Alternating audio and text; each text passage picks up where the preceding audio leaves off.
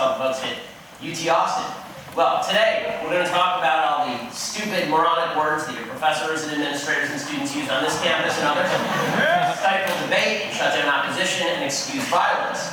So we're going to go through and we're going to talk about 5 of the most common campus terms of the fascist left: diversity, white privilege, trigger warnings, microaggression, and safe spaces. Now, this exercise may make some people on the left uncomfortable. It may trigger some people, so consider this your trigger warning. There will be more than occasional microaggression.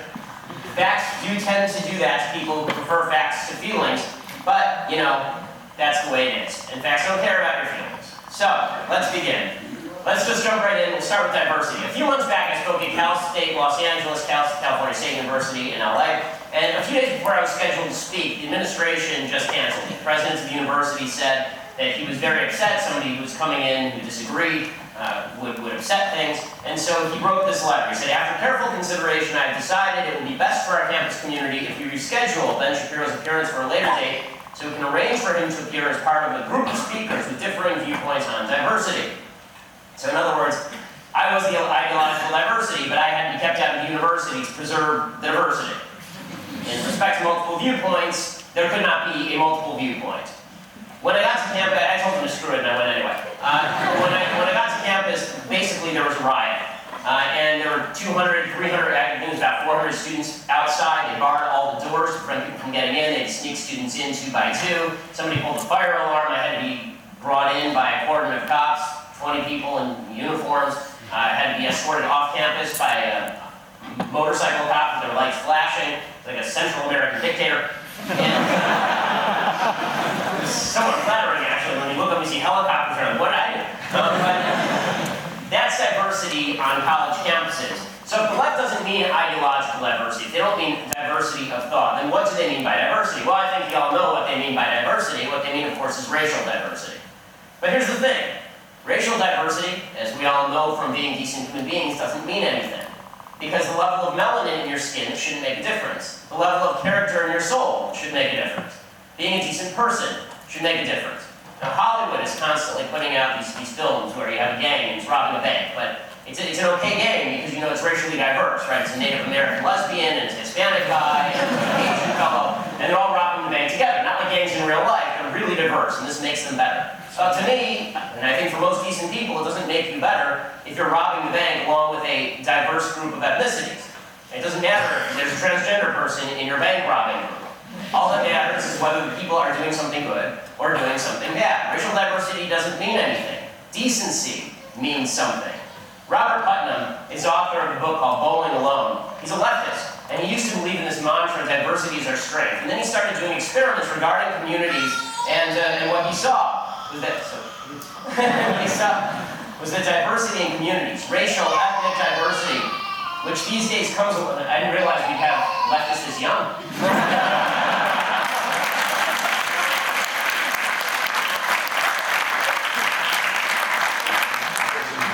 What he figured out is that diversity in communities, racial and ethnic diversity, it didn't actually lead to better, more cohesive communities.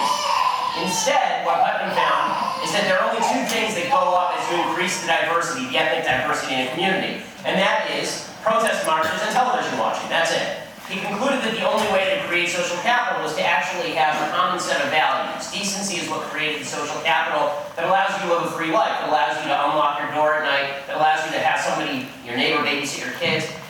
It doesn't matter to you if your neighbor is white or black. It matters to you whether your neighbor is a good person when you decide whether or not you're going to have that person babysit your children. The left only cares about racial diversity, which is racist. And the question is why? Why is that their thing? Because it's so obvious that this is immoral.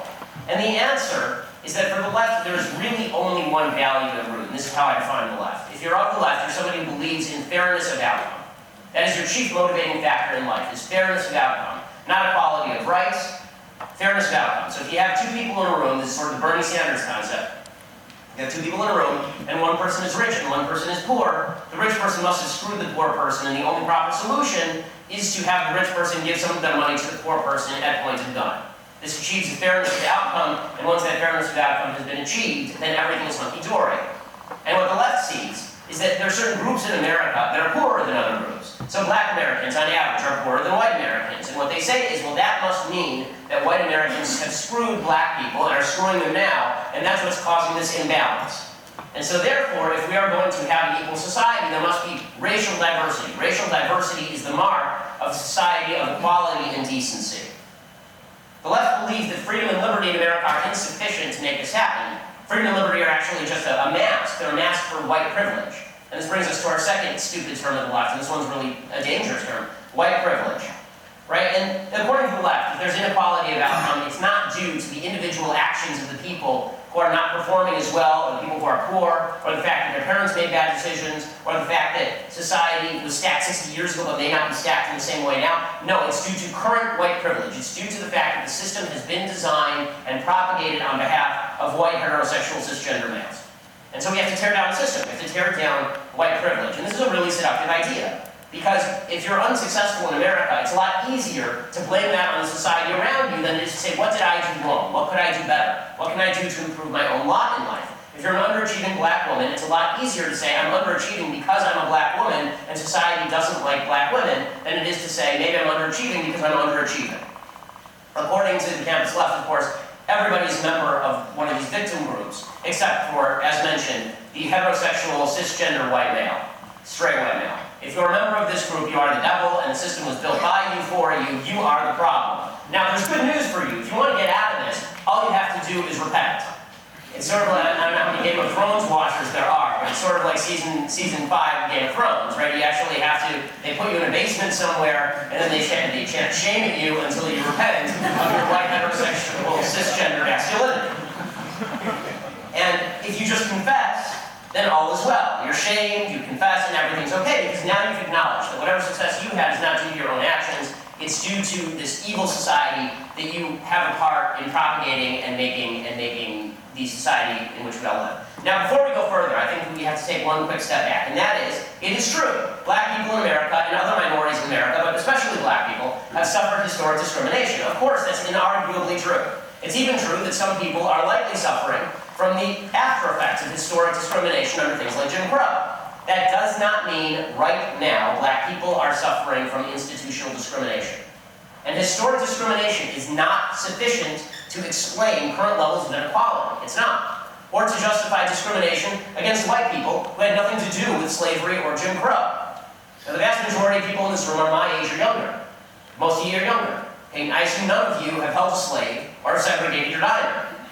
Okay, so you are not responsible for the ills of the past. One of the things about being decent human beings, you recognize that people are not responsible for the sins of their parents and grandparents. It's also worth noting, individuals all over America have different histories. They have different genetic compositions. They have different skill sets. Some people are born rich, some people are born poor, some people are born smart, some people are born stupid, some people are born tall, some people are born Jews, right? I mean, it's just... the fact is that we all have varying levels of skill sets that we have to overcome in life. Nobody's born in an equal place, and government cannot make you equal. Government cannot give you an equal outcome. No matter how much government tries, I am never going to be qualified to play in the NBA. No matter how much government tries, people who do not do as well in life, who make bad decisions in life, are not going to be able to achieve the level of people who make good decisions in a free society. And what that means is that the solution to historic injustice, which obviously has occurred, is not modern injustice. The solution to something bad happening 50 years ago or 40 years ago is not to harm people today in order to fix a problem that was started 40 years ago. You can't violate somebody's individual rights because their great-grandfather harmed your great-grandfather. Now the fact is that 3 generations ago, my great-grandparents and my grandparents, their entire extended family was wiped out in Europe, and there was tremendous anti-Semitism in the United States at the time. That doesn't mean America right now is anti-Semitic. It's not. America is the greatest place that was ever created for Jews. It doesn't mean that I have a right to walk around saying that the world owes me something because I'm a Jew, because something bad happened in my grandparents' family 80 years ago. Right? You can't do that. If you live life that way, that is a recipe for non-success. It is a recipe for failure. It is a victim mentality that hurts you and hurts everybody around you. Now here's the reality. The reason in America, in a free country, that some people fail and some people succeed is because some people make better decisions than other people. It's what I like to call decision privilege. Okay, whites are not born with a genetic predisposition to making good decisions. Black people are not born with a genetic predisposition to making bad decisions. Individuals make good decisions and bad decisions, and in a free society, they pay for them or they bear the benefits of those decisions. So, for example, here's a privilege. The greatest privilege, it turns out, in American society is two-parent privilege. If you grew up in a home with two parents, you are significantly better off, on average, than the person who grew up in a home with one parent. The single greatest predictor of intergenerational poverty in the United States is growing up in a single-mother home. Okay, that's true for black, it's true for white. And there's no white privilege here. Okay, because here's the statistic. The poverty rate in the black community for two-parent homes is 7%. The poverty rate in the white community for white single-mother homes is 22%. What happened to the white privilege? I thought white people are inherently better off than black people. So then why is it that black people who are married and have kids are wealthier than people who are white mothers and they have a baby? Why is that? And the answer is because some decisions have better results than others. And that's not the result of society forcing people to do these things. Okay? There's not a white society. White privilege does not force a black guy to get his black girlfriend pregnant and then take off. That's somebody being a jerk. The same thing is true in the white community.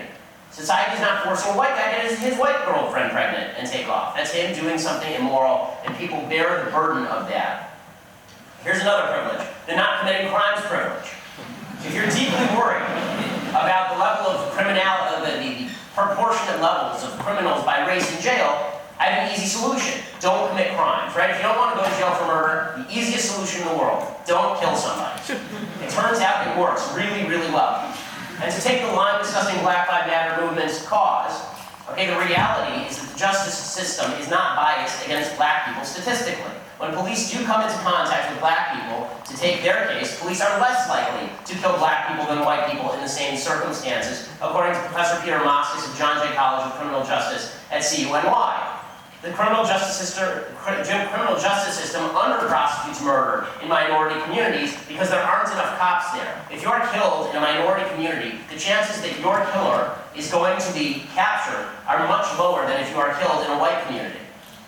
So there's two ways to look at that. One is they need more law enforcement. The other is, well, perhaps the answer here is to have less people killing people in minority communities. As early as 1994, the DOJ surveyed felony cases in the country's 75 largest urban areas. They found lower felony prosecution for blacks than whites. A deadly lab force study from Washington State University last year found participants were biased in favor of black subjects in simulated threat scenarios. In 2015, the DOJ analyzed the Philadelphia Police Department, and they found white officers were less likely to shoot black perpetrators than black officers or Hispanic officers were. A widely publicized study, front page of the New York Times, from Harvard University Professor Roland Fryer. It surveyed 1,000 police shootings last year, found black suspects are shot less often than white suspects in comparable situations. To go through the actual stats, in 2015, 987 people were shot by the cops. The vast majority of those were armed or threatening deadly force. 26% of the people shot and killed by the cops were black. 50% of the murders in the country, approximately 50% of the murders in the country, are committed by young black men. That means disproportionately young black men are not being shot by police. Police officers are actually 18.5 times more likely to be shot by a black male than an unarmed black male is to be shot and killed by police. How about stop and frisk? We hear about this one all the time. It's white privilege, right? If you're driving while black, you're going to get pulled over, and they're just going to pull you over because of the color of your skin. It turns out that's not true. In New York City, where it's supposedly racist, between January and June 2008, 95% of all gun assailants, or sorry, 98% of all gun assailants in New York City were black or Hispanic. 85% of the people pulled over for stop and frisk, 85% of those were black or Hispanic. That means that people were being statistically underprofiled if they were black or Hispanic. How about driving while black, being pulled over for speeding? In the early 1990s, the New Jersey state troopers were sued, and they lost a lawsuit on the idea that they were pulling people over for driving while black. There's only one problem. They weren't. The DOJ did a full-scale study under President Clinton, and what the DOJ found is that 25% of the people who were speeding were black, 23% of the people who were pulled over were black. How about sentencing disparities? The idea that black people go to jail for more time than white people for the same crime. Usually the one people like to use on this score is the idea that crack cocaine and powder cocaine have different sentences. The reason they have different sentences is because powder cocaine is harder to distribute and it's not as addictive. Crack cocaine is much easier to distribute and much more addictive. The fact is that the people who designed the disparity in sentencing between powder and crack cocaine were black legislators from the inner city who are sick of watching crack cocaine ravage their communities. And not only that, if you actually want something comparable, then take crystal meth, which is almost essentially as addictive and is easy to distribute as crack cocaine. And the federal sentence for crystal meth, for an ounce of crystal meth possession, is exactly the same as the federal sentence for an ounce of crack cocaine. And the vast majority of people who are arrested for crystal meth are, of course, white. By the way, only 16, the idea that the prisons are just filled with black people on drug offenses, even that's not true. 16% of state prisoners were convicted of drug offenses. Most of those drug offenses involve distribution. The idea that there's a bunch of people in jail just because they were smoking weed, it's not true. The vast majority of people in jail, even for simple drug possession, pled down from greater charge. But all of this is white privilege, right? No matter what, if there's a disparity statistically, there is white privilege. So when Baltimore has a riot, and Baltimore is a majority black city, and that majority black city is a majority black police force. And that majority black police force is represented by a majority black city council. And there's a black mayor, and there's a black DA, and a black president, and a black attorney general, and the black city riots over the death of a black man. That's all due to white privilege. And if we're going to talk about privilege, the idea that the system is designed to help certain people, maybe we should talk about the people who really are benefiting from the American system. I'm talking, of course, about the nefarious Asians.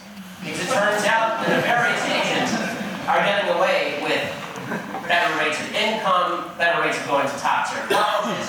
They actually get penalized because, of course, the system was designed to benefit them, so they get penalized when it comes to admission to universities. There's a study done when the SATs were out of 1600. Black folks were being given, according to Princeton University, a bonus of 230 points on the SAT. Asians were being penalized by 50 points, which is fair and right, because after all, this country was designed by Asian men for the privilege of Asian men. And those Asian people have to be kept, they have to be taught a lesson. We can't have a system that benefits Asians this much. I mean, this is why the Constitution was written in Korean. Now, as you may notice, accusing somebody of privilege for no reason at all, just because they're achieving, seems an awful lot like racism, doesn't it? But that's exactly what people do on college campuses. White privilege is just a way to shut you up. The idea is you can say something that's true, but you're not allowed to say the true thing because you're a white person. We can all agree, by the way, discrimination is terrible. We can all stand together when a black person is killed wrongly. I still am waiting for the person who says that the white cop in South Carolina who shot Walter Scott, that black guy in the back, that was totally justified because it was a black guy. I'm missing that person. They don't exist. If they do, it's in very small numbers and we all oppose them. The idea that there's this vast white privilege that's targeting black people in America is just not true. To do what Colin Kaepernick does, where he kneels for the national anthem because the flag represents white privilege, is racist in and of itself. It's assuming something about the American people that is not true because of the color of their skin. Again, all that has to happen in a free society is for people to act decently and not blame society for their own mistakes, but that's too much to ask. And so, what happens on campus when it turns out that no matter how hard we try, we just can't make the outcome equal? No matter how hard we try in America, we just can't make the outcome equal. Well, then, if you can't have equality of outcome, you have equality of feelings. Right? We have to feel special. We can't have the quality of material outcome. We're not all going to earn the same amount or get the same degree, but we can all feel really good about ourselves. We can all feel really warm inside and special, just like Mommy and Daddy wanted us to. And that's why we have to have things like trigger warnings. Right? Nobody should ever be triggered. Nobody should ever be offended. That is the key to life. Nobody should be offended. So this university, apparently guns are triggering. The mere sight of them, they're so scary. The new law in the state that allows carry on campus set off the leftists in the student body here. Jennifer McKay was a senior last year. She said she was very uncomfortable about the new law. Miguel Robles called it unnerving. Jessica Jin, who's a UT Austin alum, she thought that we should be treating the gun culture with discomfort and weird looks, because after all, she felt uncomfortable around guns. So that's why she organized a protest that made this university a national laughingstock. People are talking about cocks, not blocks. Because you see, people should be just as uncomfortable about seeing guns in the hands of law-abiding citizens as they are about seeing weirdos walking around in public with giant rubber dildos strapped to their back. And, I mean, obviously this makes perfect sense since guns and dildos are exactly the same. You should only use your dildo in private and you should only use your gun in private. And if somebody tries to attack the gun-free zone, you can just grab your enormous green fake penis and beat them to death. Or something. I'm still trying to decipher the logic. Leftists are so weird. Here's the thing about the Cox Not Blocks movement, gang. I can explain to a 7-year-old why people are carrying around weapons to defend themselves. I can't really explain why a sane and rational person would strap a foot long to a backpack answer. I can cite things like, for example, a University of Texas shooting in 1966, who was put down after murdering 16 people by a civilian with a gun. Or Appalachian School of Law, where a former student opened fire on unarmed students and was stopped only by 2 civilians who were strapped. See, gun-free zones don't stop bad people with guns, and neither do dildos. The people who pushed this protest because they were so triggered by the sight of guns didn't actually accomplish anything beneficial.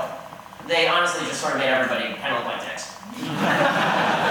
But on campus, it's important to push for the notion that no one can be offended, right? Unless you offend the left, then they can offend you by carrying around sex toys. They can even hurt you, which brings us to microaggressions. So microaggressions, the problem with the term microaggressions is that it in and of itself is a declaration that if I say something to you that offends you, you get to hurt me, right? It's not just something that offends you, it's an aggression. If you aggress against me, then I am allowed to aggress against you. At Cal State LA, when I spoke there, one of the professors actually put this up on his door. He had like a whiteboard, and he put up on the door the phrase, "The best response to microaggression is macroaggression." He then threatened to wrestle the students who had invited me because he's odd. Microaggressions are just an excuse for the fascist boot to come down and squash you. And they don't even mean anything, microaggressions. Most of these microaggressions are things that they're subjectively offensive, but not objectively offensive. So for example, colleges are now saying things like, if you say to somebody, "I'm colorblind," this is a microaggression, because something. And also, if you say to a biological male he, and you say to a biological female she, this is also a microaggression because this may not comport with their own identity as a transgender platypus. If you say things like, "Where are you from?" right? This is a microaggression if you say, "Where are you from?" to somebody, because obviously you're implying they're not from here. Oh, right, I know you're not from here. I assume you weren't born like right on this spot. Like, where are you from? The only commonality among microaggressions is that somebody finds them offensive on a subjective level, and then, unfortunately, this has bled up from the campus level to the broader left to get to treat people with violence. So my own personal example of this, and this has happened to me, was, I don't know how many folks, quick show of hands, who's ever seen CNN headline news? Okay, so you are the entire audience for CNN headline news. Like, it exists in this room. No one watches CNN headline news. So back about a year and a half ago, this was about the time that Caitlyn Jenner was a big national story. And Caitlyn Jenner, of course, was being given the ESPN Heroism Award. And so they called me up because they looked under conservative and white pages. I'm the only one in a 300-mile radius of the CNN studios in LA. And they found my number, and they called me and they said, "We'd like you to come in and talk about this. What's your perspective on transgenderism?" And they do a pre-interview with the producers.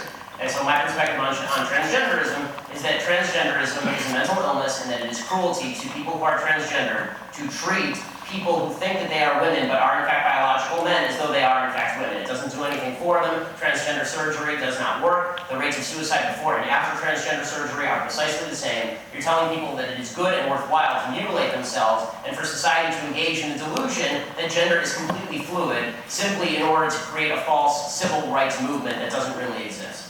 And this is coming from somebody who takes mental illness very seriously. My grandfather was a paranoid schizophrenic, manic depressive, and if people had told him that it was true that his radio was actually talking to him, it would have been a lot worse for him and a lot worse for my family than when people said, "You have a problem, and now we're going to try and find a solution for you."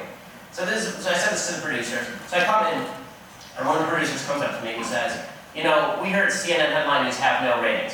And I said, "Yes, I'm well aware." And he says, "Well, I think tonight's show is going to be, really, really spicy. It should be really interesting. That's why we wanted you to come on and just say what you feel. And by the way, I used to produce for Jerry Springer." At that point, that's probably when I had second thoughts about the whole ordeal. But being the intrepid sort, I said, "Okay." So they bring me out to the stage, and the stage is Dr. Drew, and I think there are 3 other people on the panel up there, and then me, and then 3 people next to me. So it was in total, it was a 6-on-1. 6 leftists and me, which makes it almost fair for them. So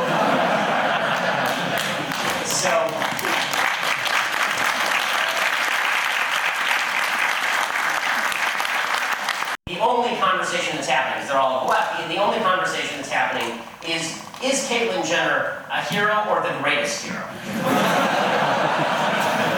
Is Caitlyn Jenner a Medal of Honor winner, or is Caitlyn Jenner more heroic than the people who stormed the beaches at Normandy? Should Caitlyn Jenner be given an honorary burial spot at Arlington National Cemetery, or should Caitlyn Jenner be actually created a magic chariot to ride to heaven like Elijah.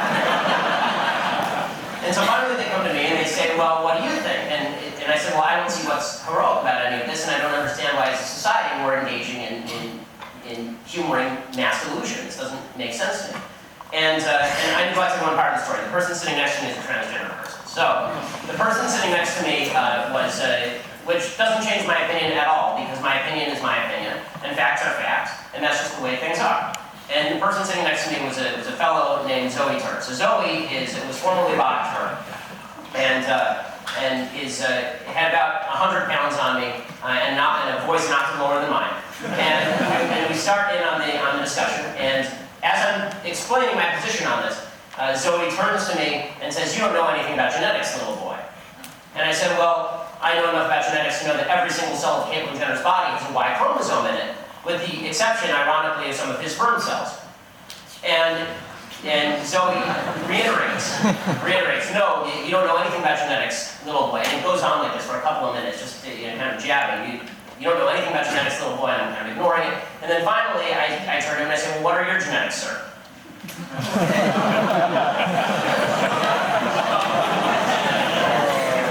Triggered. And it was the sort that set him off. This is on national TV, it's live. And he reaches over and grabs me by the back of the neck, like physically grabs me by the back of the neck. And then he says to me, "If you don't cut that out, I'll send you home in an ambulance." And honestly, God, my first thought was, that doesn't even make any sense. You don't go home in an ambulance.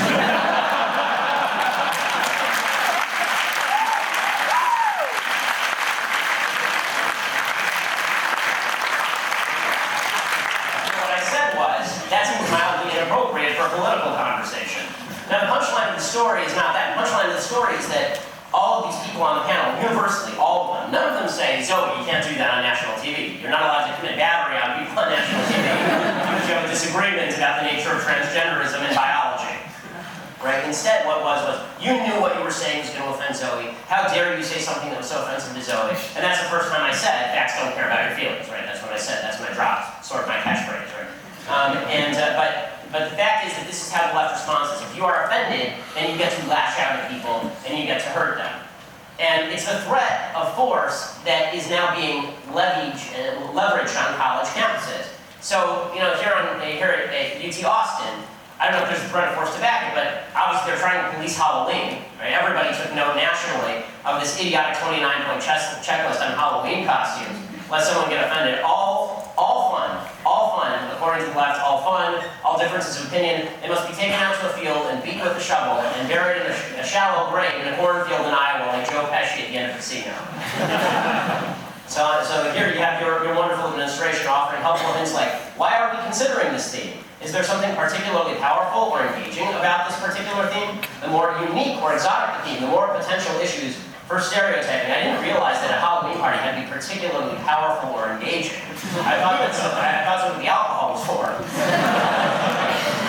I like that their little checklist says you should have a Texas beach theme rather than a jungle theme because you wouldn't want Harambe's ghost getting offended or something. No costumes about a living culture, they say, only dead culture, which seems kind of disrespectful to the Romans, but hey, those jerks aren't around to complain. Screw those guys. You can't over-sexualize women, particularly women who keep wearing attractive costumes to Halloween parties. Just cut it out. It's time to dress like Ruth Bader Ginsburg again. They say that you're supposed to consult with experts and don't buy store-bought costumes because they're not authentic. Every costume must be authentic. It must be hand-woven in the country from which you are attempting to cull this cultural diversity. If you can't dress as Mulan authentically, don't do it at all. They say and they actually said this on this silly little checklist, they say if we're afraid of someone's reaction, we probably shouldn't do it. Let's just cancel Halloween completely then, and also fun, and also talking. Talking is annoying and offensive, as people in this room are finding out. In fact, let's just cancel classes, let's just cancel college. I mean, obviously somebody is going to react to it, we wouldn't want that happening. I like that they say here in Texas, no Cowboys and Indians costumes. They do recognize we have a team in Dallas called the Cowboys. There's no south of the border costumes because obviously if you have any costume that celebrates Mexican heritage or does so in a jolly way, that obviously is insulting the Mexican people. You can't dress in urban attire, they say, but you can dress in preppy attire, which seems kind of racist to me. They say you can't dress in Hawaiian attire since you never experienced colonialism of the Westerners in Hawaii, and you didn't engage in the original cannibalism of some of the natives. No going as rednecks. Good news, you can go as alphabet letters, which is very exciting. You can all make it alphabet. Really, this is on their list. No joke. They didn't have numbers on the list because some numbers are higher than others. We don't want anyone to know. So I love the fact that you can't go as a redneck. I mean, this is Texas. Okay. Yeah, you can dress in a what I want to be when I grow up thing. So they say you can have a party for what I want to be when I grow up. You can dress like that. What if I just want to grow up to be a non-uptight douchebag? Then not so much, apparently. Okay, so once all the microaggressions and trigger warnings have been policed out, you finally have your magical safe spaces. And again, the implication of safe space is clear. If someone disagrees with you, then you are feeling unsafe. You're feeling assaulted. Okay, look at me, I'm not going to beat you up, right? Okay, the fact is that you are safe in the United States because the United States guarantees your safety based on freedom of speech. You don't need an independent safe space. But this nonsense has gone so far that you have people at University of Missouri. They literally did this. The black students at University of Missouri, when they were protesting, they said, we do not want any white people in our protests because that violates our safe space. Black students across the country, it's happening at USC, it's happening at Cal State LA, they want blacks-only housing because that's their safe space. To which the KKK says, absolutely, let's do that. One safe space that has to be established, obviously, is a safe space here against young conservatives of Texas. So I guess some of your low IQ student government reps want to ban YCT for the grave sin of holding an affirmative action base bill.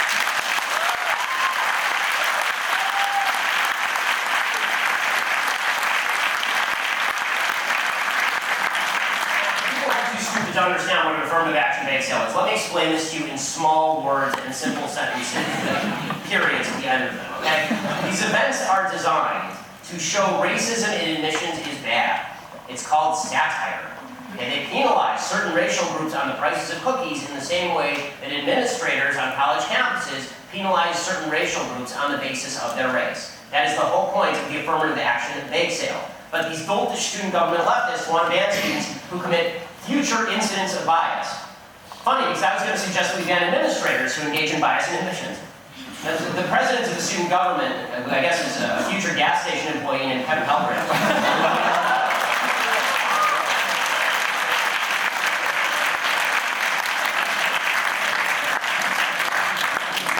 He said YCT's bake sale was hate-filled because he doesn't understand what political satire is.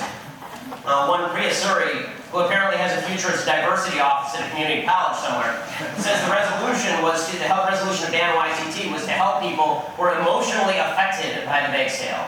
Oh, you poor babies. Show us on the doll where the First Amendment touched you. Safe spaces are safe in the same way that the Matrix is safe. It's wonderful and happy until you realize that you're actually strapped into a wire and they're sucking all your precious bodily fluids out as well as your IQ, apparently. And all of this is making people insane, okay? It's making students totally nuts. It's making them crazy.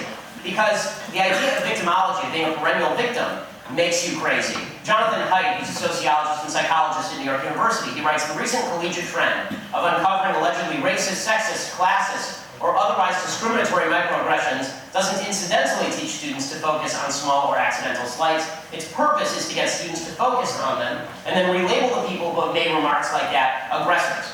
This is, for those who are psych majors in the audience, okay, this is the opposite of what is called cognitive behavioral therapy, where when you have a stream of thoughts that lead to a bad outcome, to a depressed outcome, then we try to convince you that this stream of thoughts is unnecessary.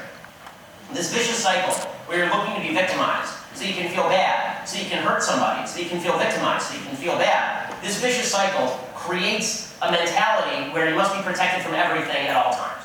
You must be protected from, and if you are not protected, then you feel the necessity to lash out, which makes you evil. If you are not struck, you do not get to fight, okay? If somebody does not hit you, you don't get to punch back. It actually creates worse human beings if you believe that you are a victim in an unjustified fashion. Self-appointed victimhood is really dangerous stuff, and it does lead to ideological fascism. It's why 40% of people who are our age, between 18 and 34, 40% according to a Pew poll in 2015, November, they found that 4 in 10 of us think that the government should have an actual role an actual role in preventing people from making statements offensive to minority groups. That is an explicit rejection of the First Amendment. So here's the bottom line to all of this. The nice thing about a free country is that in a free country, decency is rewarded. In a free country, you making good decisions means that you are going to have better outcomes, and you're all capable of this. And first of all, very few of you are going to be poor in the United States. You're already college students. But if you want to avoid permanent poverty in the United States, there's only 3 things you have to do. This is according to the Brookings Institute, which is a left-leaning institute. 1, you have to graduate high school. Congratulations. 2, you have to make sure that you get a job. Eventually, even the poli-sci majors in the audience will get one. It's okay, I'm a poli-sci major.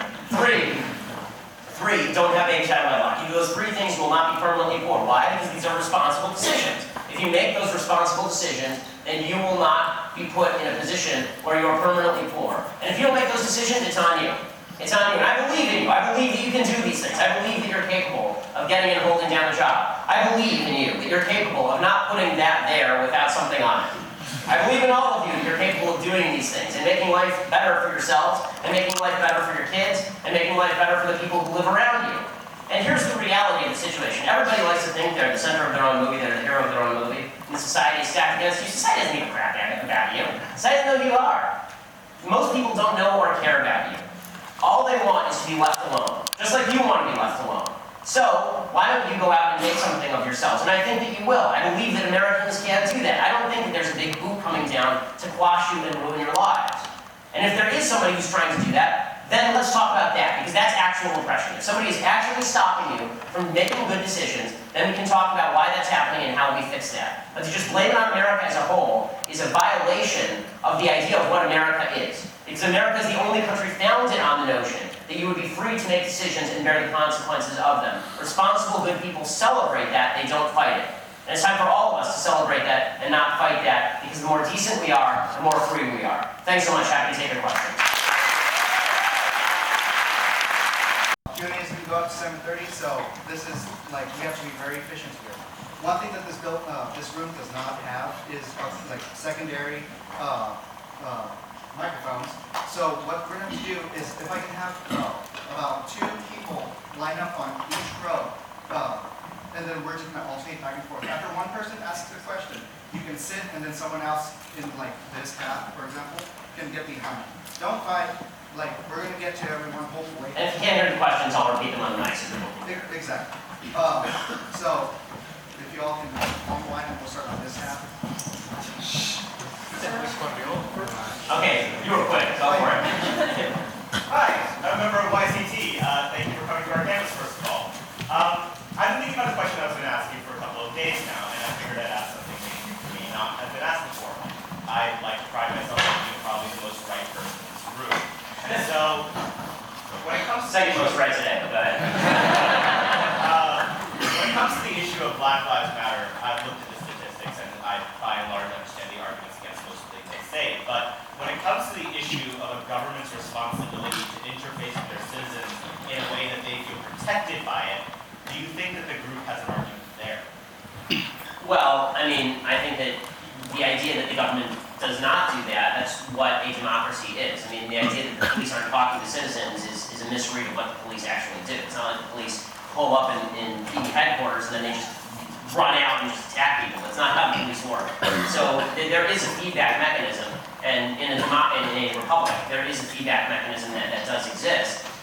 If people aren't listening properly, then that's something that we can work on. But the problem I have with Black Lives Matter is they base their false assumptions about what the police are on not listening to the police or recognizing what the police are. They say that the police, they're not worried about the police listening, they're worried about the police actually policing. They think that the police in arresting people who commit crimes are doing something deeply wrong if they're not arresting people by race. If there are too many black people being arrested, then the police are racist and doing something that's deeply evil and wrong. That's the problem I have with Black Lives Matter. I don't have any problem with people who want to talk to the cops. I don't think the cops have any problem with the people who want to talk to them. I think they have more problems with the people who are pushing the notion that cops are racist and blowing away people for no good reason. And they have a real problem with people who are rioting in cities based on that false logic. Okay, so my question is a little bit different from the main topic that we're talking Yeah, about. I know you can start. So I'm sure you've heard about what happened to Brock Turner this summer. Yeah, it's Stanford. Yeah. I'll admit I didn't follow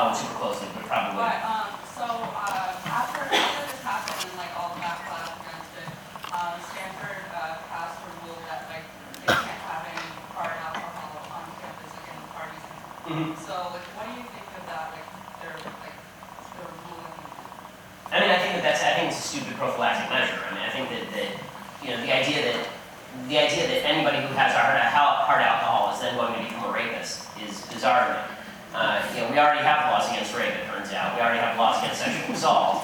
And if people want to get drunk, it's not something that I'm very much for, but it's also not something that I think the government has a role in, or the university really has a strong role in, unless it's actually endangering people. If there's a bout of alcohol poisoning, and you personally are one of the people who poisoned yourself, and now they want to suspend you, then that's the university is a private university, it can set its own rules. But I think that these sort of we're going to stop rape by stopping people from drinking.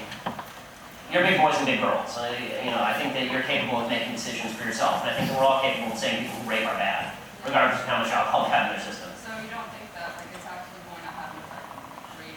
No, I don't think that rapists rape people because they're drunk. I think rapists rape people because they're rapists.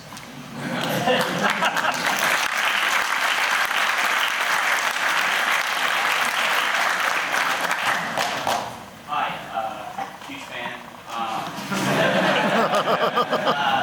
You said in one of your talks, I think the fundamental problem is we, as Americans, we need a moral reawakening. Yes. And I absolutely agree with that. And I think kind of that was what the core of your talk and your arguments really are is, hey, this is what is morally right, obviously. And this is what is morally wrong, obviously. And I agree with that. But what I've come to experience, and I just kind of wanted to get your opinion on, is those arguments, this is what is obviously moral, against this is what is obviously immoral. When we're talking to these people of the left, they will simply disagree. They will simply just disagree. And what I kind of want to bring it back to is it's really, in my opinion, more of a philosophical issue. No, it's definitely a philosophical difference. Yeah. But it's really the idea or the concept of Sorry, what do you have the objectivity of morality. Yeah, and I agree. I think there's a serious values difference that has broken out in this country since the 1960s. And that can't be obscured and it can't be glossed over with friendly words about how we all want the same thing. We don't all want the same thing. This is why I'm very harsh on it. I say it's a nasty, evil concept, this idea of the government imposing fairness of outcome on people, or that it's the job of the collective to do that in violation of individual rights. The thing is, I think most people, down deep, and if I didn't believe this, then I wouldn't think there was a future to politics. I do think that down deep, most people understand that individual rights need to trump the collective desire to harm your individual rights for the gain of the collective. If people didn't believe that, then there really wouldn't be hope for the country. But people don't even have it presented in those ways. One of the things that bothers me about how people on the right present political arguments is they're constantly talking about what politics works and what works and what doesn't. It's kind of the Paul Ryan approach to politics, right? If we do entitlement reform, this many people will be saved on Social Security. If we don't, this many people won't. And that to me is almost, it's a secondary argument. You first have to discuss what is the role of government in people's lives. You first have to discuss what is right and wrong, and we have to reteach that from the most basic level. And so that's going to start with teaching our kids, our own kids, at the most basic level. I have two. I have one that's 2.5 and one that's 6 months, and it's going to start with me teaching them at the most basic level. But it's also going to be challenging the left's feeling of unearned moral superiority. People on the left feel, the things they say are very stupid sometimes, but they feel good about what they're saying, and that's the only thing that matters. Like Bernie Sanders acolytes, it never occurs to them that they're stealing other people's money, that you are voting to literally take somebody else's labor and time from them. Right? They say, oh no, I'm fair, I'm going to make me a better person because I'm willing to give up. Well, no, you're not willing to give up. If you're willing to give up, you just give charity. You're willing for me to give up by taking the government gun, pointing it at my head, and saying, me and my friends vote for you to give me your money. Right? You don't get to do that. That makes you an ass. And the fact is that if we don't argue in those terms and force people on the left to confront the roots of their own morality, you're never going to come to the point where we can even have an argument about values. Part of the thing that just annoys me about values, about political discussion, is politics is like an iceberg, and everybody's always discussing the tip of the iceberg, and 90% of the iceberg is underwater. We need to be discussing the stuff that's underwater. So I have you really what the point was, was discussing what that root is, and that's why I'm kind of bringing up the belief, or really just the general concept of God in someone's life. Well, no, listen, if the yarmulke doesn't indicate it, I'm a very religious person. So I believe deeply in the basis of Judeo-Christian morality, and that's why on a social level, not on a governmental level, the government has no business free government can only exist when people are moral, right? Everybody from Tocqueville to Adam says this. And so you're going to need churches and synagogues to do a better job of inculcating values in the kids they teach, as opposed to, here's some guitar music and pizza, come to church on Sundays. Right? It's a waste of time, it doesn't teach anybody anything, and they do it at synagogues too, so it's not unique to Christians. And it's ripped the heart out of religion and made it meaningless. And unless religion can regain its footing as a moral arbiter and a speaker for eternal values, then why would anybody waste their Sunday going to church for pizza and guitar when you can stay home and have pizza and not listen to a preacher? It seems a lot better to me, right? I pray 3 times a day. If I didn't believe there were eternal values behind that, I would certainly not waste my time doing that. Hi, so I'm someone, my name's Sai, and I swim towards Philadelphia solutions. I thoroughly Well, thank you for coming. I appreciate it. Yeah, I thoroughly enjoyed your talk. I actually agree with many of the points that you bring up. But I have just some questions on some things about that. One of the things you were saying was the government can never truly help. Like you were saying, the government can make you an NBA player. That line like stuck with me. And of course that's true. A lot of things the government can't help with. The question I wanted to ask was, regardless of what is causing a discrepancy in societies, and many of the leftists believe in some mission in which you were debunking, Right. whatever it is, the two-parent or any aspect, there clearly is discrepancy in Of course. society, and a lot of it's unfair. And you you're probably, you may be right about this, claim that the government is not the best tool that can help, like, bridge that gap. Right. But so my question basically comes down to, when there's general, there's people that are not getting access to food or water on a regular basis. And another thing I fundamentally believe everyone should have for free is access to as much education as they need. Because I personally think access to education is something that can prevent these kind of inequalities happening in society. So all sorts of things like this, anything that anyone here believes everyone has a fundamental right to, what do you think is So best? my view of rights, just so you understand, my view of rights is that you don't have a right to anyone else's labor or services. So when you say you have a right to education, the problem with that is what you're really saying is I have a right to force a teacher to teach me. You don't have a right to do that, right? It's like when people say I have a right to health care. My wife's a doctor. You don't have a right to go to my wife and say to her, you will now care for me for free. I have a right to free speech because I don't have to impose anything on you to achieve that right. It's my right to be free from your oppression. Right? I have a right to keep and bear arms because you don't have a right to take away my right to keep and bear arms. So this is the difference between what the left calls positive rights and what we call negative rights, right? Negative rights are just the idea that you have rights in the absence of government. These rights inhere in you personally, and you don't need anybody else in order for those rights to exist. The problem with it, so I agree that local communities particularly have an interest in education. Right? The way that the founders foresaw this is there were public schools during the founding era, but they were all locally controlled. So the basic idea was the federal government has no place in any of this. You and your friends get together, like it's an HOA, like it's a condo HOA, and you all have a bunch of kids, and you decide to pool your resources and hire some teachers, and you have a local community school. The reason that's better is because number one, you know the parents are invested in the kids. Number two, the parents have control over what's being taught to the kids, so it's more in line with their values. And number three, you don't have somebody who's far away telling you what should be taught to your kids. And local education has always been a better solution than federal education solutions. So I'm not talking that there can never be collective solutions to anything, but those collective solutions have to be incredibly well tailored, and the people who are engaged in the collective solution have to give their consent. So, for example, I think it's unfair. If you're a single person and you decide to live your entire life without having kids, I don't know why it's your job to educate my child. It's my job to educate my child. Right? Parents have the original responsibility to educate. Now, if parents won't do that, that's where charity comes in. Right? That's why you need strong, vibrant social institutions to take over when you have people who are being harmed, right? Who can't take care of, really not people who can't take care of themselves, is a better way to put it. Children, the disabled. That's where you need strong social institutions to fill in that gap.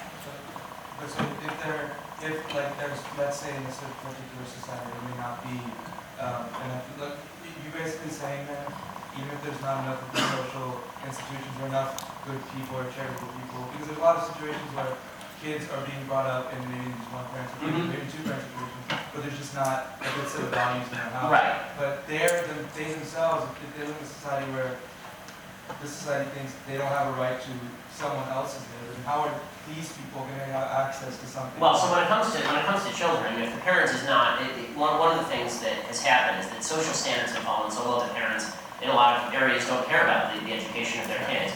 That's child endangerment to me. I mean, if you don't care about the education of your kids, then honestly, right? And this is why you have Shapiro UT officers, right? Those are vulnerable people. But the solution has never been and can never be the government getting involved to the extent where they just pour money into an area and say, okay, here's some money, now it's solved. We pour money into inner city schools all the time, and it doesn't do anything, because you're not changing the underlying effect. You're also not changing the fact that people are living in communities that have different value systems, and this is true for black and white. It's not specific to black communities. There are white rural communities that are like this too. The only way to overcome educational imbalances is number one, to give parents more freedom of choice to move their kids around. And number two, to give more local control so that it's not the feds deciding. And number three, to actually have social institutions and social penalties for not governmental penalties, social penalties, social disapproval for people who are not doing what they ought to do for their kids. There should be guilt involved when you don't take care of your kid. And a lot of government activity is designed to relieve that guilt, right? I'm not feeding my kid, so the government will feed my kid. And I shouldn't feel guilty about it, the government's gonna feed my kid. You should absolutely feel guilty and like a bad person if you're not feeding your kid.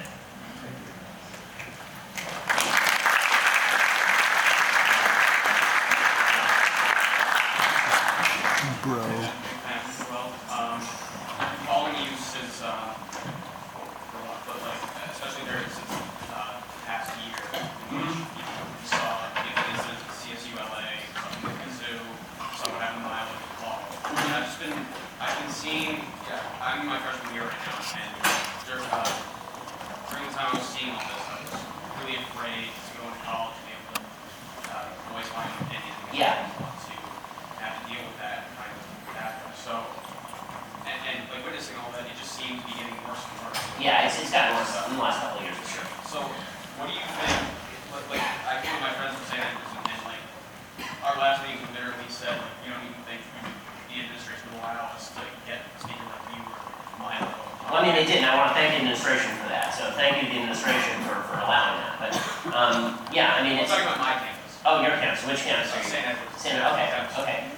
But basically, since it does seem like it's getting worse, do you think what do you think we should do about it? Well, I mean, I think that you should. I think that again, social guilt is a very powerful force, and DePaul is going to have to back off their ban. Right? I mean, like I think that a lot of these universities, when they're exposed to the light of day, sunlight is a great disinfectant. So if you apply to have a speaker like me and your university refuses it, just get me the information and I'll have you on Fox News that night.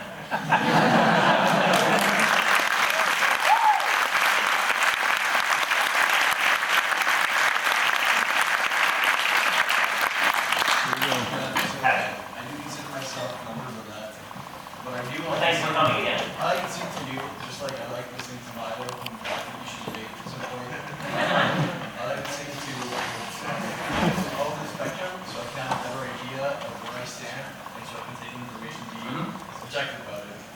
I find myself agreeing with a lot of things your friend Dave Rubin says, where you're as annoyed by the people who think everything is racist and everything is sexist as you are by people who want to kick out immigrants. I think most people that I meet and speak to are somewhere in the middle where you don't want to fit yourself into any narrative. I think there are a lot of people like that, and I think society right now is a phase where everybody just wants to be extreme. You want to assume that everybody's racist or everybody's not Yeah, racist. and that's true. Whereas I think they're not being honest with themselves. Do you think, in your honest opinion, there's a way we can, as a society, come forward and sort of bridge those people together? Yes. I think most people, and this is why I keep coming back to the individual versus grouping.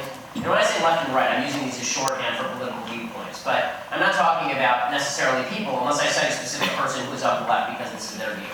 But the fact is that the only way that we're going to be able to come together is around certain instances of injustice. Individual justice is actually really a pretty simple thing for people to agree on. It's when you get to this stupid concept of social justice. Social justice is the opposite of individual justice because justice doesn't need a modifier. Right? Social justice is the idea that O.J. Simpson should have been let off because something bad happened with Rodney King. Right? That's not individual justice, that's social justice. Social justice is the idea that your membership in an identity group means more than your responsibility for your own actions. When it comes down to individual responsibility, I think most people largely agree on what people should be responsible for on an individual level. And then when you see somebody do something bad, right and left, we all go, okay, well that person ought to be punished. When someone does something good, I think we all, right and left, say that person ought to be rewarded. There should be a reward attached to that, and there usually is. The problem that I see is when all of that is obscured by an attempt at tribal identity, and you see this even on the right sometimes from the alt-right crowd, for example. I think that it's really negative when you allow group identity to overwhelm individual rights and individual scenarios. That's the bridge is going to be how we treat each other as individuals, which is why I always keep coming back to decency. Hello, Ben. Nice to talk to you. It's like a real life mailbag. So I have a question for you. Something I always struggle with understanding is the left's embrace of Islam. Because here you have in political Islam an ideology that is wonderfully opposed to so much of what the left reports, yet you see the left increasingly promote on a scale of like it happens in Europe with BBC News, it happens with our mainstream media with CNN, constantly putting out pro-Islam fluff pieces, etc. And I think this is related. The increasing criticism among particularly our cultural figures of Israel and growing anti-Israel sentiment. I see it on campus when people just try to voice appreciation for the country of Israel. There will be Marxists that come after them. This sort of there's a reason Bernie Sanders is very anti-Israel. The Islamic organizations come to protest as well, of course. What motivates this alliance? So it all comes back to, all you have to remember about the left, really, when it comes down to it, is that fairness of outcome idea. So what happens is, think about it from the perspective, if that's your only priority. And you look at the world today, and what you see is that the wealthy countries are all Western European countries steeped in Judeo-Christian civilization, or at least raised in Judeo-Christian civilization if they've moved away from it. And then Islamic countries are dirt poor, right? The people there are in serious trouble. They have leadership that's absolutely awful, authoritarian, brutal to women, brutal to homosexuals, just awful across the board. And what the left sees when they see that is not, why are those governments doing that to those poor people?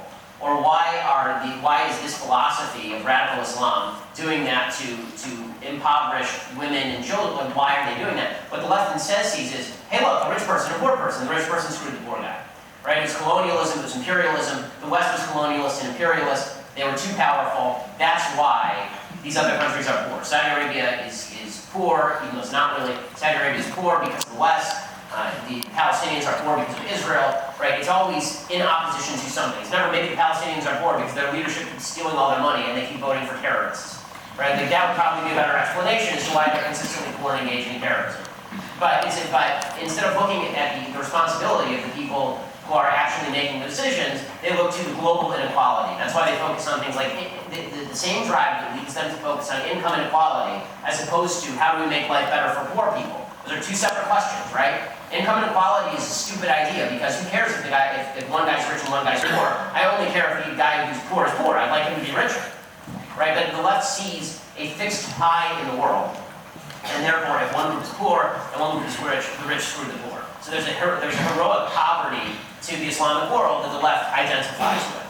And that overcomes all of their objections about the radicalism. In fact, they blame the radicalism on us, right? The radicalism isn't the fault of Islam or radical Islam. The radicalism is our fault for having victimized these poor Islamic people, and then they've been relegated to poverty and brutality because of us. That is why President Obama goes on an apology tour right after he's elected. Because the idea is if you just relieve that notion that America is big bad Satan, then everything will be all better, and if we redistribute resources, things will be all better. That's why the left identifies on a consistent basis with some of the worst people on earth. I appreciate hearing you speak, and I try not to subscribe to any ideology, and that's why I like listening to you, because I think you're actually going back to traditional conservatism instead of... Well, thank you, I appreciate it. But what I wanted to ask is, America always, in the past century at least, always seems to search for some kind of opposition, whether it be Germany and the Soviet Union, which is obvious and correct. But then we meddled in South America, and then we did the former Yugoslavia, and then the most recent thing is, and the most recent proclamation is the war on terror. And I wonder your take. What do you think we should do moving forward with this? Well, with regard to the war on terror? Yes. I mean, look, the war on terror is a civilizational struggle against radical Islam. And failing to recognize that is our first mistake, because if you pretend it away, then that's not going to help. That being the case, I think that you have to take each situation differently. So when it comes to global terror networks, obviously killing the leadership is the top priority. Then you have to talk about and here I do think Donald Trump, and this is actually Ted Cruz's plan originally, is correct when he says that you have to ensure that people who are coming into the country are not associated in any way with radicalism. You have to make sure that you've protected your own border. And then you have to try and find the good guys and enable them. That doesn't mean that you can intervene everywhere. That does mean that where you can intervene, and it's worthwhile on a cost-benefit analysis to do so, you should, but it's going to be a long struggle. Is it something the real question is it something we take seriously or not? If it's something we don't take seriously, then we can do sort of pinprick operations and pretend it's not a big deal. If it's something you take seriously, there are two possible solutions. One is the George W. Bush solution, which is you go in and you invade a country, and then you basically take it over for 30, 40 years, and you stay there until it's good, right? Which is a possibility. We did it to Japan, right? We did it to Germany. We did it for South Korea, essentially. You can do that. The other possibility is what Claremont Institute's guy named Angelo Codefia writes about this. He says the other possibility is that if the leadership of the country is enabling terrorism, you go in, you kill all of the leadership, you impose a Shah character. If that Shah falls, you go in and you kill the new leadership, you impose a new Shah character, and you just sort of do this cycle over and over. There are benefits and drawbacks to each of these possible solutions, but I don't think that the war on terror is even well named. Terror is a tactic. It is not a philosophy or an ideology. And as far as a global strategy to deal with it, it's a little bit too complex to answer with one sentence about bombing the shit out of them, as some people have suggested. So you don't think, I'm sure, that these two presidential candidates, which I don't think anyone really likes, they're not going to solve this, and that's why you're hoping for actual conservatives to... Well, I mean, I don't think either of these two presidential candidates is solving anything. I mean, Hillary can't solve her way out of prison, and Donald Trump can't solve simple multiplication table. The problem with terror, and this is just going to be a reality, is that it is a bit of playing whack-a-mole. But most of it is going to, in the end, I do agree with the assessment that a lot of terrorism is funded by governments, and governments are the ones that are going to have to change if that terrorism is going to stop. And there have to be severe costs imposed for governments that fund terrorism, including the government of Iran. Thank you. Thank you for being here. In regards to the police shooting, and you did a good job of pointing out how the left misses some of the stats. And you cited some studies, specifically the one from the Harvard professor, Dr. Fryer. And I've read that study, and in that study he concludes that what it is that we don't have enough evidence and we don't have enough data. So do you ever worry that you might be misrepresenting the facts because we don't have all that data? And if so, like how do you... Well, I mean, he did reach a conclusion based on the data set that he had. If the answer is that there are a bunch of racists who are hiding, in the non-data, I can't prove negative. No, but that's right. In certain cities, and even there, he doesn't know if those cities were willing to give him that data because they knew that they weren't targeting African Americans. Right. So the question is, in the absence of data, and this is a decent question. In the absence of data, should we assume racism or should we not assume racism? Right. And how do you guard against you just assuming what you're already biased towards? So you look at each individual situation in isolation and you determine whether the situation bears the marks of racism or whether it doesn't.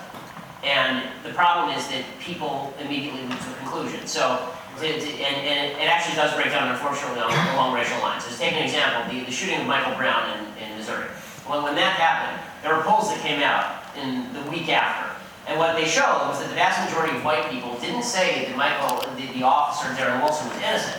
What they actually said, by and large, was we need more information, which is actually the proper response, right? Let's wait till all the information comes out, and we'll make a call as to whether something racist happened here. Something like in excess of 80% of the black community immediately declared guilty. Said Darren Wilson committed a racist shooting because we've heard the earlier reports, and that's enough for us to make a judgment. I think that it is worthwhile in the absence of data to hold off judgment.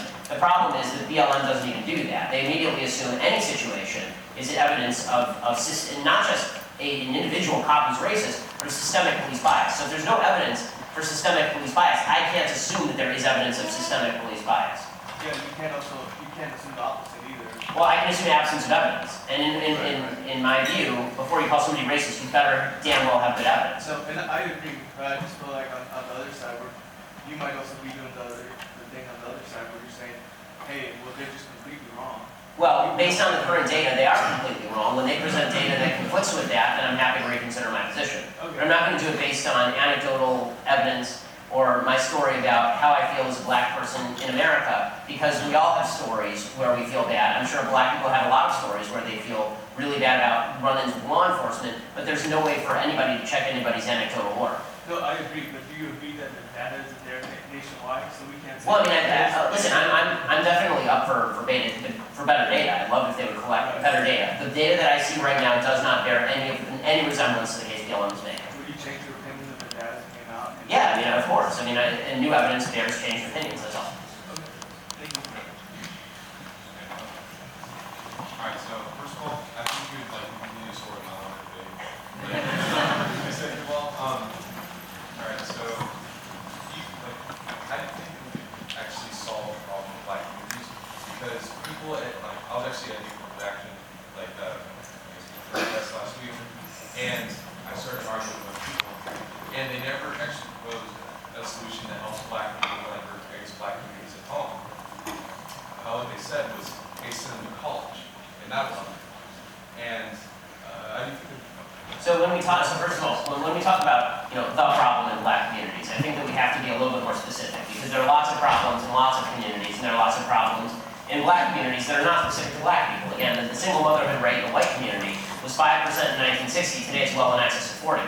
That's a problem in the white community, right? I don't think it has anything to do with race. I think it has a lot to do with pathologies of culture that are negative, whether you're talking hillbilly elegy in J.D. Vance's book in Kentucky, or whether you're talking about the black community in South Central Los Angeles. So that said, the solutions are the same for everybody, right? And this is sort of the purpose of the speech. The solutions are the same for everybody. Don't have babies out of wedlock, go to school, get a job. The problem with affirmative action is it actually effectively does not allow people who benefit from affirmative action to go to schools where they can succeed. The dropout rate is significantly higher for affirmative action students. You're penalizing people based on their race because the fact is that Colin Powell's kid benefits from affirmative action, but some poor schlub living in West Virginia who grows up really poor, and is white, that guy is being pushed out for Colin Powell's kid. You can't do it on the basis of color. And beyond that, if you actually want to create workable solutions, then hard work is the only way to do that. Now, one of the problems that we have in the United States now is that because we have so much information at our fingertips about how everybody else is doing in life, we all expect to rise to become Bill Gates in one generation. That's not how wealth works. The reality is that for pretty much everybody in this room, your grandparents were probably poorer than you are. And that's been true throughout human history. And when people grow up poor and then immediately want to be making and start in a worse situation than someone else, the immediate idea is something unfair has happened. Well, something unfair has happened, but that's not correctable by government. In the end, the keys to solving things in high crime black areas, for example, is you need more cops to police the crime and get the criminals out of the community. You need parents who are going to do a better job of focusing on making sure that their kids have a solid education. That means stop incentivizing single motherhood on the state and federal governmental level. And it also means that, and I think part of this is solved by the crime problem, there are not enough jobs in those communities because who wants to locate their business in a place where there's a riot every few years, right? If you want to locate your business where it's safe, or you're not going to get broken into. Putting cops in a high crime community is a great way of ensuring that businesses move in, providing jobs and economic growth, and that will actually create tax revenue necessary to generate a decent public school system. So all of these things are solvable, but they start with individual decent behavior and the government actually doing what government is supposed to do, which is stop people from violating other people's rights. If you do those two things, decent behavior, have the government stop people from violating people's rights, that's the basis for all success regardless of the community. is there one question we can? Yeah, it's quick. Alright, okay. It's pretty quick. Alright, so you know how I guess we're in grade school and high school we're told like an ideal version of history. And then in college we get the more graphic version. Do you think that actually affects the way that people actually start to hate white people after a long time? Because on this campus, Well, I mean, what anybody learns, what anybody learns about history is going to bias them. So there are a lot of Jews who still won't buy German cars because of the Holocaust, right? Okay, well, it's 7 years later, it's okay to buy a German car, right? The Germans who are alive now are not the Germans who were murdering your great-grandparents. The way that the focus on historic wrongs to the exclusion of the perfection of the American ideal is the problem on college campuses. If you are taught that the American ideal was founded, this is the basic differences in the view of history. So the sort of traditional view of American history is that America was founded with brilliant ideas and America did not live up to. And America has been a process of moving toward the realization of those ideas. In some ways, we've moved very much toward it with regard to the treatment of black people, the treatment of women, the treatment of gay people. In some ways, we've moved tremendously against it in terms of the growth of government. But the idea is that the ideals that the founders spelled out are the correct ones. Then there's the idea of the left, which is that those ideals are just a reflection of racism, sexism, bigotry, and homophobia. If that's your idea of American history, America is a country founded in sin, and the only way to overcome that sin is to disown the founding itself and overthrow the governmental ideological structure. And that's why you hate every aspect of American history. You have to read it all in the worst possible light, because it comes from a bad place. Hey, been a big fan here, read a lot of your stuff. Thank you. I've noticed that you're, for Citizens United, you don't want to do any restrictions on campaign contributions. Yes. And that's an argument I can agree with, but in light of all the information that's come out of the Democrats selling ambassadorships to the highest bidder, using the actual term quid pro quo, would you want to put any sort of limitations on giving campaign contributions in instances where you can actually prove it was for something? Well, I mean, if there's quid pro quo, I think there should be legal limitations. I don't think you should be paying the government to do things for you. That's pretty corrupt. I mean, unfortunately, it's been the habit of the U.S. government really since inception that rich people who donate lots of money get to be ambassador to Fiji, and then the unlucky guy gets to be the ambassador to Afghanistan. But yeah, I mean, corruption in government is endemic to a business where there's lots of money involved in the government itself. Nothing on a government that goes into election. Here's the truth. If government were small and did not matter to you, you would not be contributing money to political figures because they wouldn't be bothering you. Right? I don't contribute money to the Texas state government, right? I don't get involved in Texas state races really because I don't live in Texas. You do. Presumably you don't get involved in California state races because the people in California don't bother you. So what do you care? Right? If Washington didn't bother you, right? If Washington were small and didn't bother you, as former Governor Perry liked to say, if Washington D.C. were insignificant in your life, nobody would be paying money to be involved with government. The reason you have so much corruption is not because of the people who are attempting to corrupt government, but because government is just a giant corrupt cash bag. And if you get control of those levers, then you can steal some of that money for yourself. That's the problem. The problem is the size of government, not the size of the contributions. Because again, if government didn't do anything, no one would be contributing money to get over it. If government were worthless, who wants a piece of it? Thank you. On your podcast, you talked about how the left is obsessed with backstory. I was kind of hoping you could speak to that. And my other questions, I guess, my other point, I guess, is in your podcast as well, you talked about the dangers of subjective definition of freedom. And I think that was we talked about the book that Oh, James Fitzjames Stephen? Yeah. Yeah. You wrote a good book called Liberty, Equality, Fraternity. One of the great kind of ignored quotes of the last 10 years in the United States, it's really an egregious quote. It's from President Obama's second inaugural, where he said, everybody in America, we don't even have to have the same definition of freedom. No, that's pretty much the one thing we do have to have the same definition. If your definition of freedom is stealing my crap, we've got a problem. And so, what I say about liberty is when people say I believe in American exceptionalism, I want a definition of what you mean by that. When people say I believe in freedom, I want to know, what do you mean by freedom? When you say I believe, when people say, Barack Obama wants what's best for the country, that doesn't mean anything to me. When they say he's a patriot because he wants what's best for the country, yeah, but what if his definition of what's best for the country is the opposite of mine? Like, I don't care that he wants what's best for the country. I assume that, they're not the same. These have nothing to do with one another. But I assume that in his own way, Bin Laden wanted what was best for the United States. He wanted it to be an Islamic Sharia law state, right? But that's not something I agree with. It didn't make him an American patriot. The patriotism to me is the idea that you stand up and believe in the founding ideals of the country. And those are expressed in the Declaration of Independence and the Constitution. As far as the backstory question, I was talking about particularly kind of fiction and narrative on podcast at one point, and I was saying that the left feels the need to give every character a backstory. Backstory is the whole thing. And that, to me, is it's true in life also. Democrats and the leftists are very obsessed with the idea that every time somebody does something bad, we have to delve into their past and figure out why they did the bad thing. Right? We always have to ask why. Okay, well, why is an important question, but a significantly more important question is what did they just do, and what is the punishment they should bear for that? The left mistakes sympathy for change of policy. Right? If you have sympathy for someone because they had a rough childhood, now we have to change the policy with regard to that person, and that's something I just apply.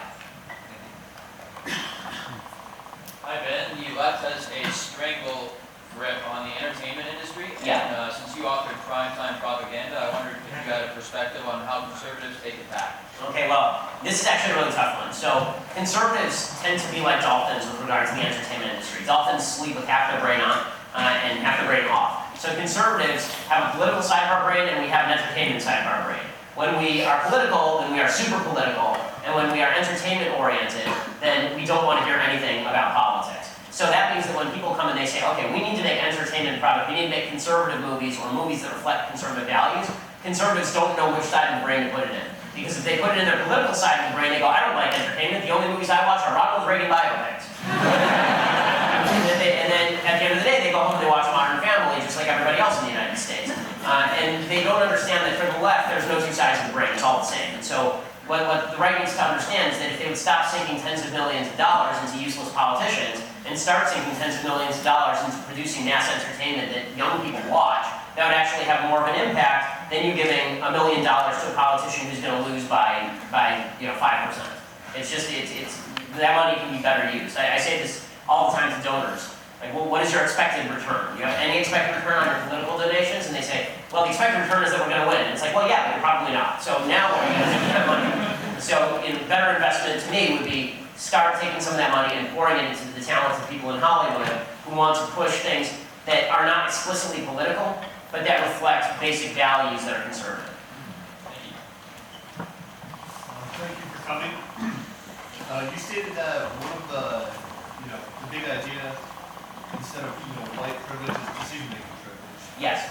And a lot of communities, especially disadvantaged communities and single-parent households, a lot of the youth they don't have the morals taught to them, the lessons taught to them in order to make well-informed decisions. So we kind of touched on that and saying we need to have parents who are decent people.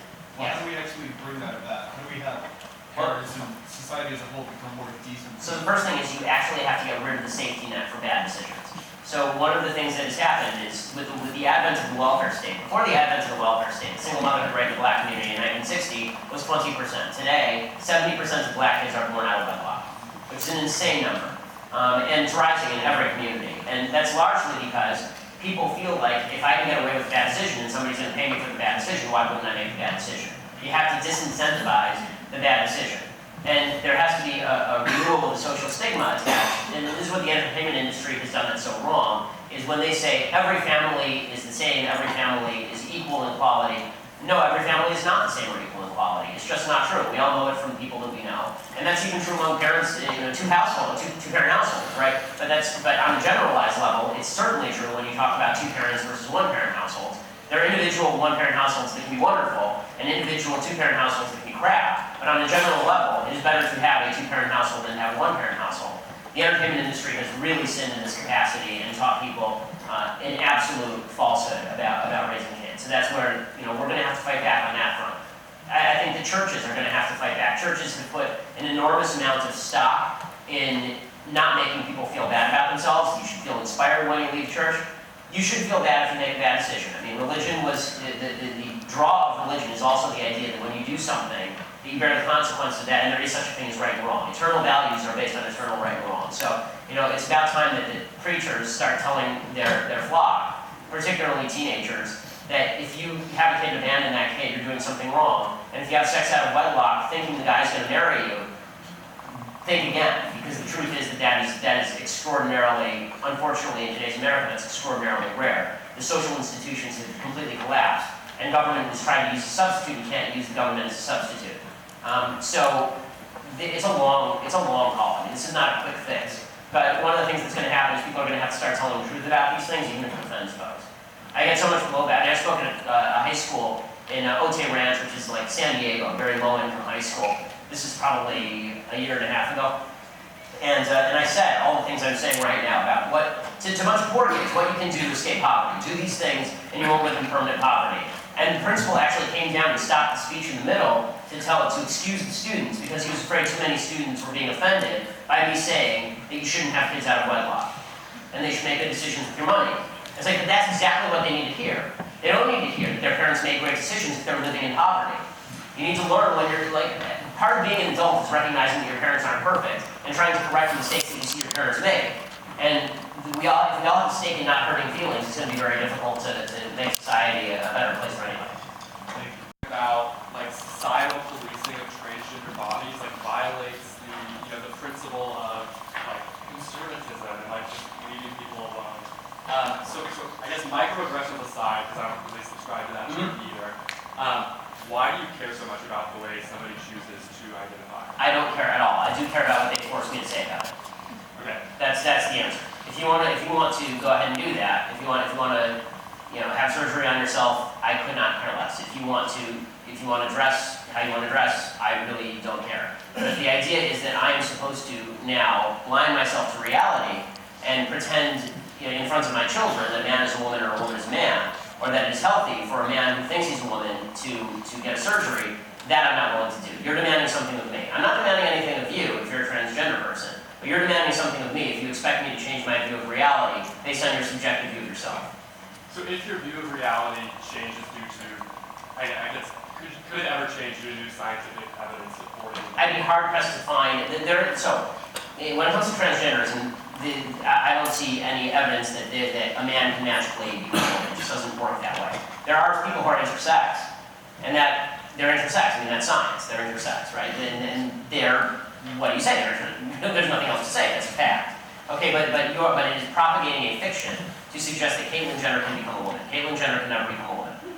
Okay, I watched my wife give birth twice. Caitlyn Jenner will never do that. Caitlyn Jenner is not a woman. Okay, Caitlyn Jenner is not capable of being a woman. Caitlyn Jenner is a man who's living in a really difficult situation. I feel terrible for him. But that does not mean that I'm going to tell lies to children about whether you can identify as a member of the opposite sex.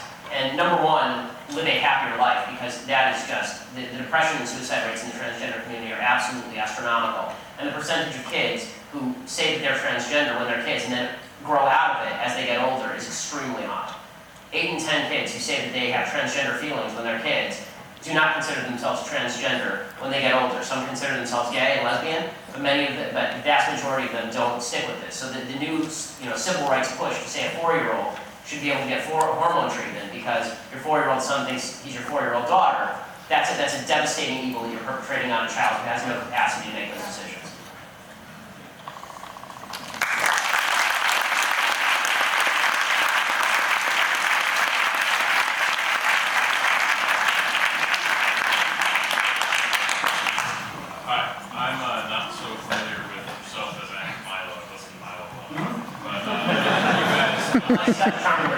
Yeah.